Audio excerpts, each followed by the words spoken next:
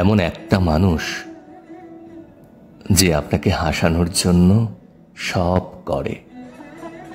এমন একটা মানুষ যার আপনার প্রতি ব্যবহার কখনো খারাপ হয় না, এমন একটা মানুষ যে মজা করেও আপনাকে আঘাত করার মতো কোনো কথা বলে না, এমন একটা মানুষ যে আপনার মানসিক শান্তির কারণ, যে পাশে থাকলে মনে হয় লড়ে নেওয়া যায় যে কোনো লড়াই, এমন একটা মানুষ যার এফোর্ট ভীষণ প্রচ্ছন্ন, যার ঠোঁটে মুখে লেগে থাকে আপনার ছায়া, এমন একটা মানুষ যে প্রতিটা মুহূর্তে